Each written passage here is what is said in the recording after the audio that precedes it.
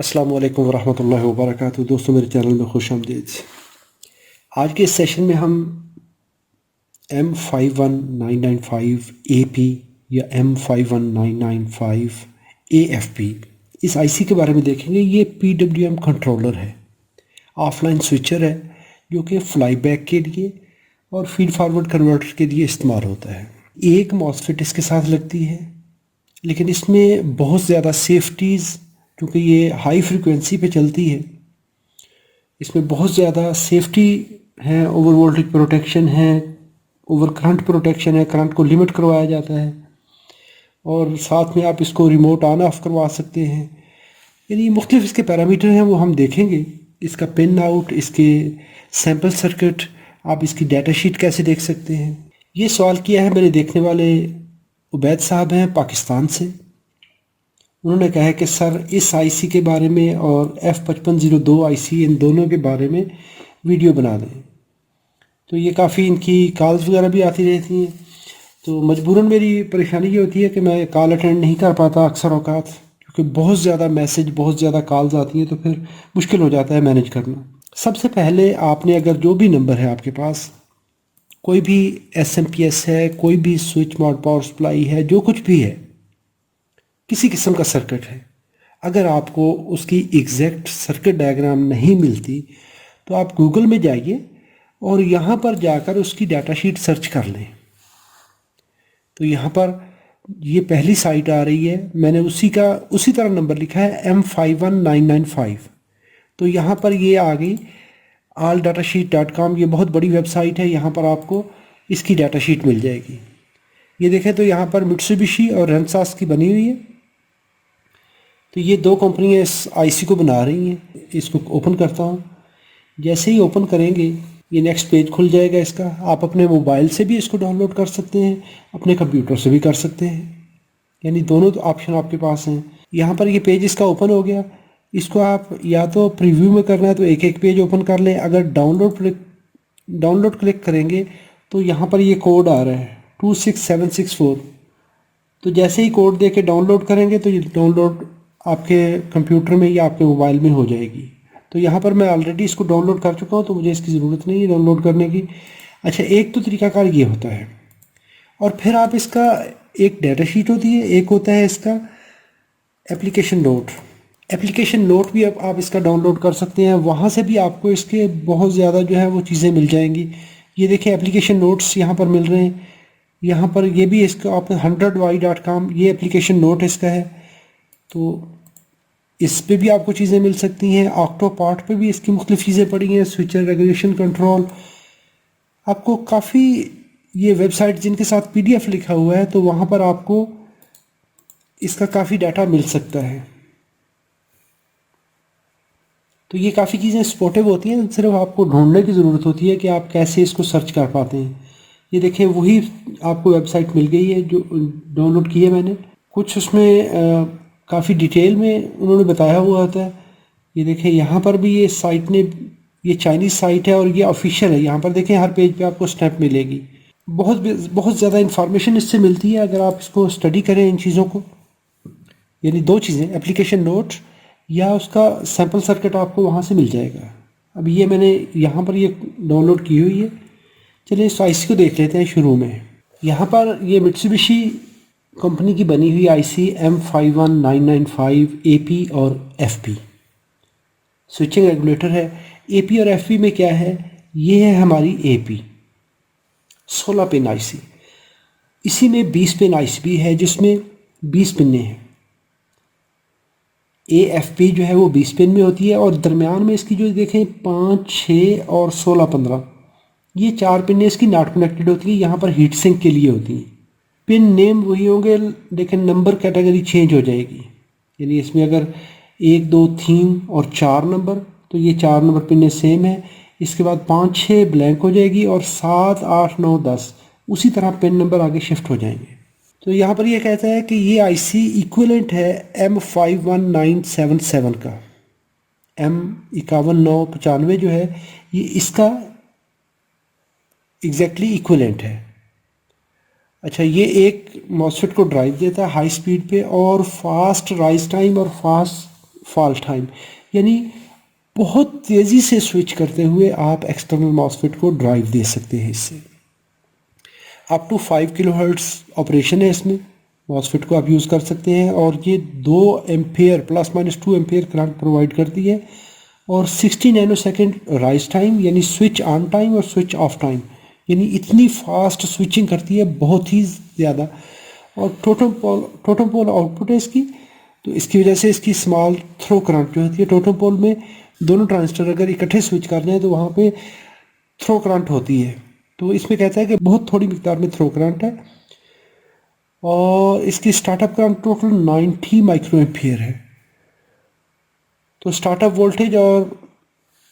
Voltage में यानी under voltage और ओवर वोल्टेज प्रोटेक्शन में बहुत इसका जो लिमिट है उसने लंबी लिमिट रखी है, जिसकी वजह से ये आईसी बहुत ज़्यादा वोल्टेज रेंज में चलती है।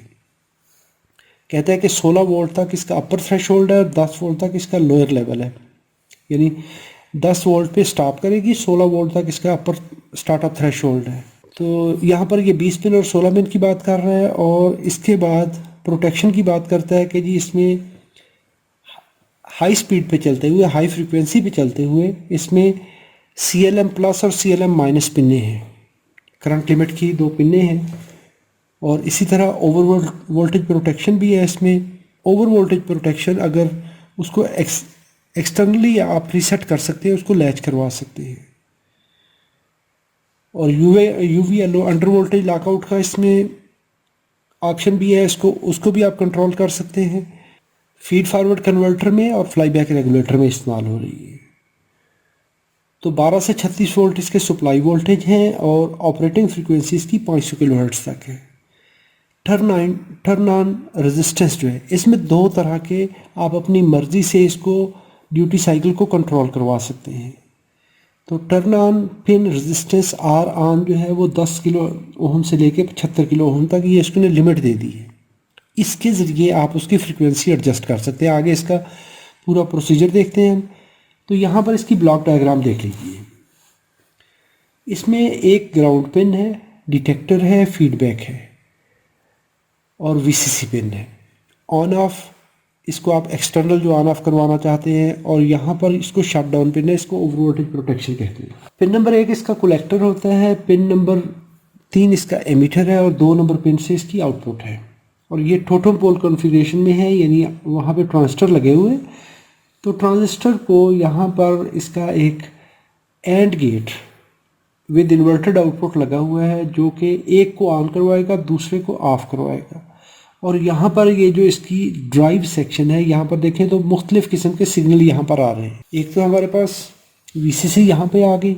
जब ये सप्लाई इसकी 5.8 से लेके 7.1 तक आएगी, तो ये 2 लिमिट इसके आ जाएंगे, और यहाँ पर ये उनको डिटेक्ट करवाएगा, फीडबैक को और डिटेक्ट पिन को।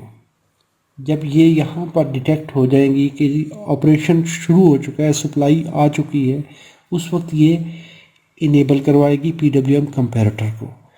और PWM कंपैरेटर उस वक्त ऑसिलेटर पिन पे, जो CF पिन होती है इसकी, पिन नंबर 10, वहाँ पे कैपेसिटर लगा होता है, और यहाँ पर 9 और 11 नंबर पे 2 रजिस्टर लगते हैं। जब ये चीज़ें यहाँ पर लग जाएंगी, तो उस वक्त इसका ऑसिलेटर जो है वो ट्राइंगल बनाएगा। आगे इसकी वेव शेप भी देखते हैं। और साथ में यहाँ पर 2 किस्म की लैच लगी हुई है, जो कि करंट लिमिट करवाने के लिए। जब भी करंट लिमिट इसकी नेगेटिव और पॉजिटिव में आ जाएगी, उस वक्त ये गेट या इनेबल करेगा या डिसेबल करेगा। इसी तरह इसका CT पिन है, जो इंटरमिटेंट एक्शन है, वहाँ पे ये पिन को डिसेबल करवाएगा। इसको हम इन डिटेल आगे देखते हैं।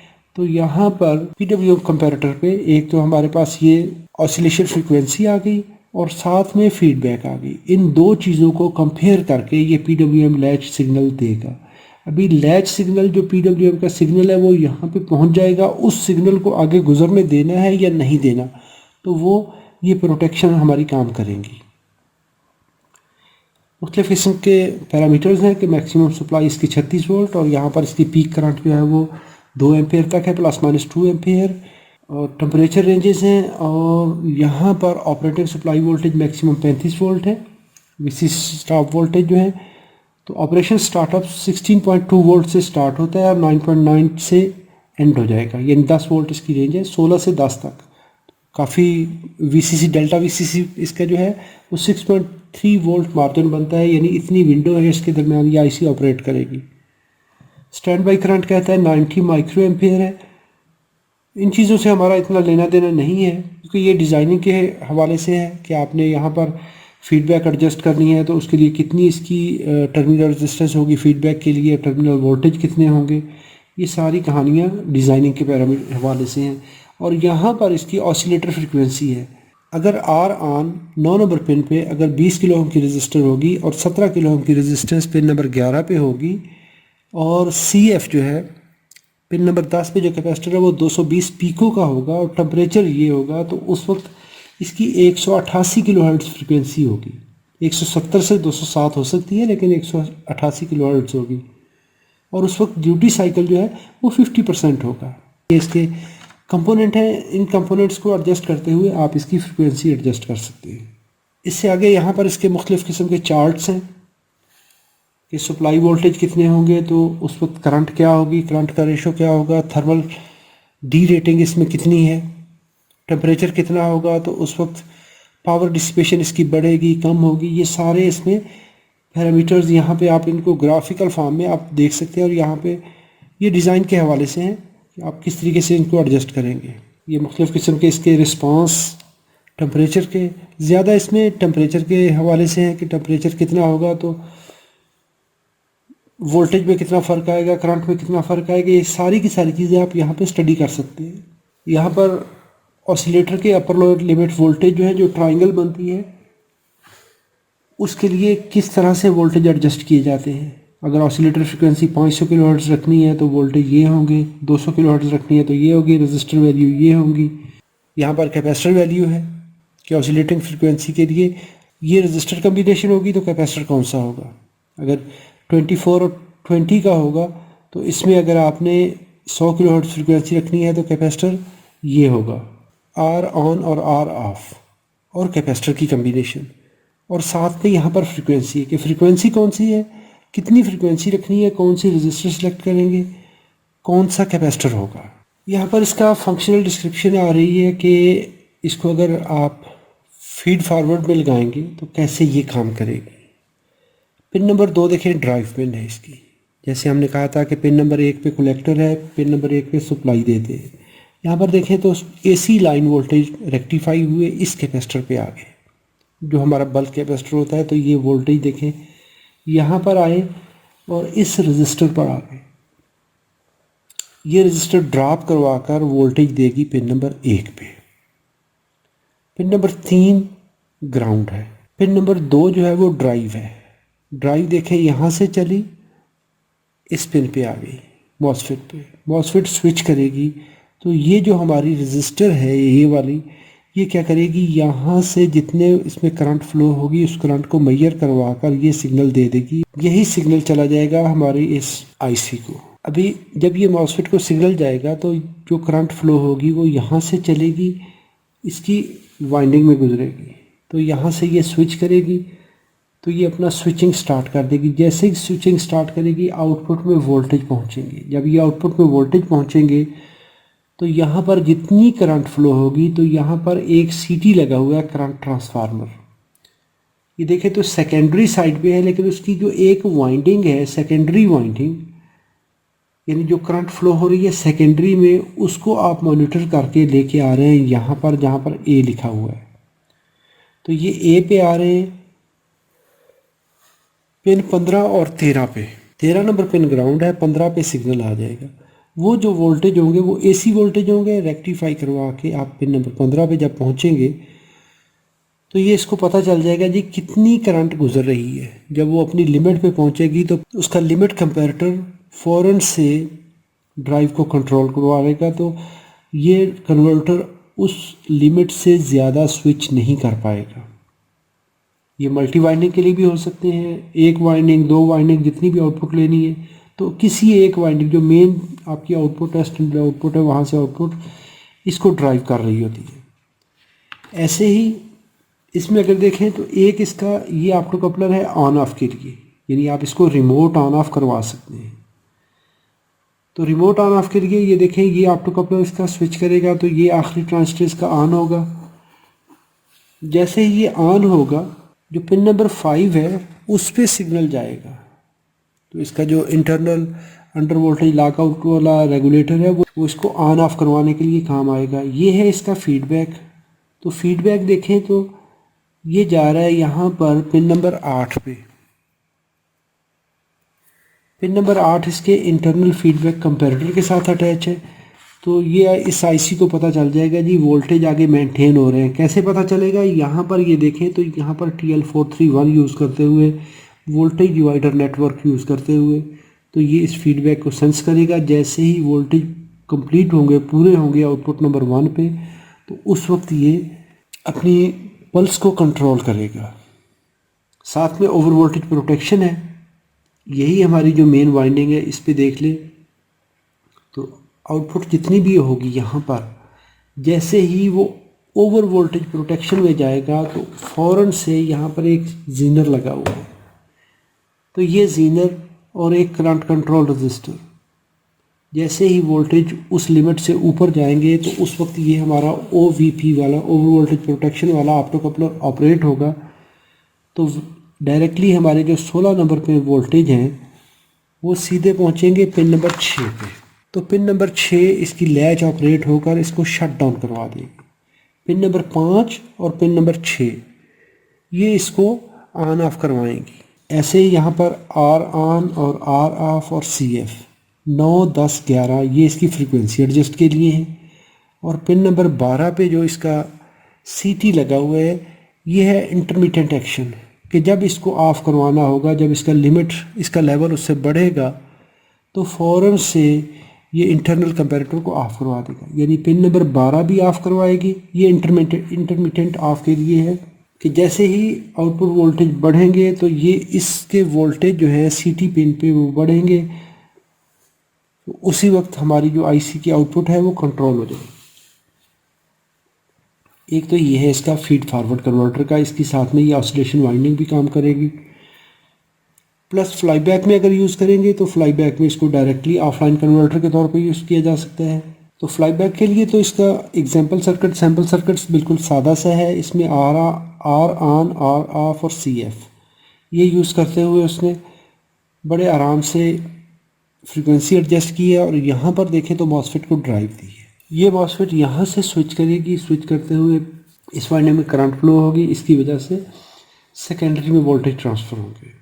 अभी देखें ये जो डॉट है, यहाँ पर डॉट वाइंडिंग के ऊपर वाली साइड पे है, यहाँ पर डॉट नीचे वाली साइड पे है, इसका भी डॉट नीचे वाली साइड पे, यानी अपोजिट डायरेक्शन में वाइंडिंग है। जब भी वाइंडिंग अपोजिट डायरेक्शन में होगी तो उस वक्त वो फ्लाई बैक होगा। उसी तरह ये एक्सिलरी वाइंडिंग है। यहाँ पर ओवर वोल्टेज प्रोटेक्शन के लिए ये इसमें लगा हुआ है जीनर और एक डायोड। जैसे ही वो उस लिमिट से वोल्टेज बढ़ेंगे, अभी ओवरलोड होगा, तो उस वक्त ये जीनर उसको, इसकी जीनर करंट फ्लो होगी तो ये पिन नंबर 6 पे चला जाएगा। पिन नंबर 6 उसको उसी वक्त शट डाउन करवा देगी। यानी ये भी प्रोटेक्शन के तौर पे ही काम कर रहा है। यहाँ पर इसको एक्सटर्नल ऑन ऑफ से बचाने के लिए, इसको डायरेक्टली ऑन करने के लिए पिन नंबर 5 को ग्राउंड कर दिया है। जैसे ही इस पर पॉजिटिव वोल्टेज आएंगे, जो हमने ऊपर वाली मिसाल में देखा था, पिन नंबर 5 यहाँ पर, तो जैसे ही इस पर सप्लाई आएगी तो उस वक्त ये IC ऑफ हो जाएगी। इस जगह पर इसकी मुख्तलिफ जो स्टार्टअप सर्किट है उसको आप कैसे डिज़ाइन करेंगे, कितनी करंट के लिए,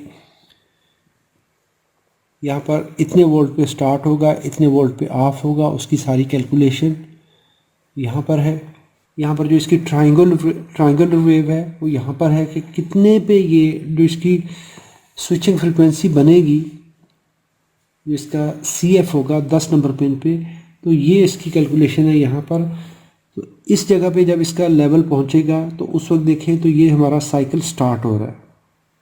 जब ये 4.4 वोल्ट पे पहुँचेगा तो उस वक्त जो इसका सर्किट बनेगा, जो इसका सिग्नल बनेगा वो डाउन पीक पे चला जाएगा। फिर उतनी देर ऑफ रहेगा जब ये दोबारा, जितनी देर अभी ये पल्स कंट्रोल रहेगी, डिस्चार्ज मोड में रहेगी, जब ये डिस्चार्ज हो जाएगी उसके बाद जब दोबारा 2 वोल्ट पे पहुंचेगी तो फिर ये स्विच कर जाएगा। यानी इसने 2 से 4 वोल्ट तक इसके दरमियान इसको स्विच करना है।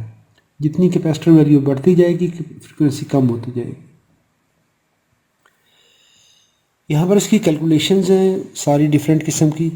यहाँ पर इसके अंदर मुख्तलिफ़ किस्म के इसके टाइमिंग सिग्नल जो बनते हैं, करंट लिमिट अगर नेगेटिव में ऑन हुई है, पॉजिटिव में ऑन हुई है, जो भी करंट लिमिट होगी तो उस हिसाब से ये आईसी अपनी वी आउट की पल्स जो है उसको मेंटेन करेगी।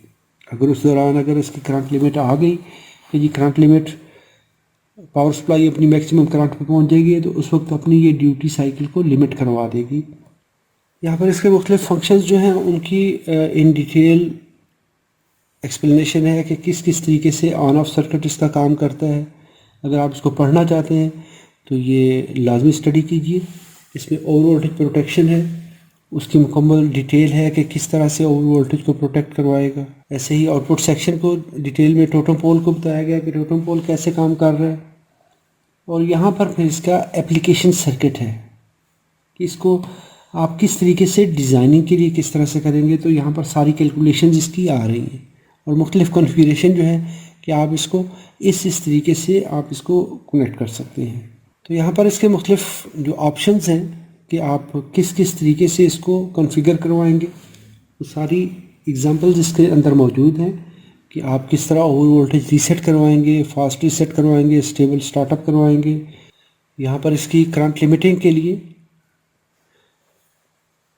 कि ये जो इसकी करंट लिमिट रजिस्टर है जो कि मॉसफेट के सीरीज़ में आती है, उससे आप किस तरह से इसको फीड करवाएंगे। तो ये जो पल्स जब बनेगी तो ये पल्स इसको लिमिट करवाएगी कि ओवर करंट स्विचिंग में ये ना जाए।